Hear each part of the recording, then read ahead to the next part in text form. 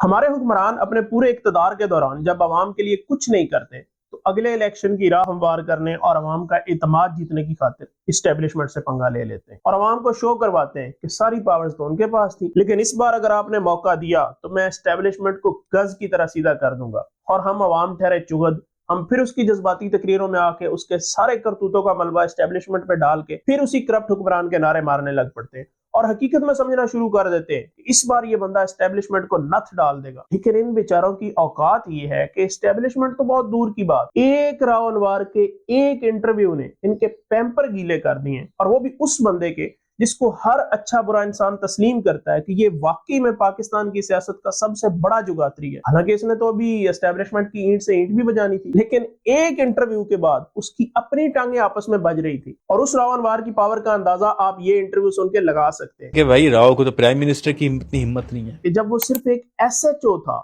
SHO, और DIG ने उसका ट्रांसफर कर दिया और उस थाने में दूसरे ऑफिसर को भेज दिया। लेकिन जब वो ऑफिसर वहां चार्ज लेने गया तो राव अनवर ने उस ऑफिसर को टार्चर सेल में उल्टा लटका दिया और कहा कि मैं तो ट्रांसफर खुद अपनी मर्जी से लेता हूं। और फिर उस वक्त के वजीर आजम नवाज शरीफ ने उस डीआईजी को डायरेक्ट फोन किया और कहा कि राव अनवर का ट्रांसफर वापस लो नहीं तो घर जाओ। तो भाई एस्टेब्लिशमेंट तो एक छोटे से पुर्जे की इतनी पावर्स हैं, ऐसे तो नहीं जरदारी साहब ने उसके एक इंटरव्यू के बाद अपनी पूरी सियासत का रुख ही मोड़ लिया।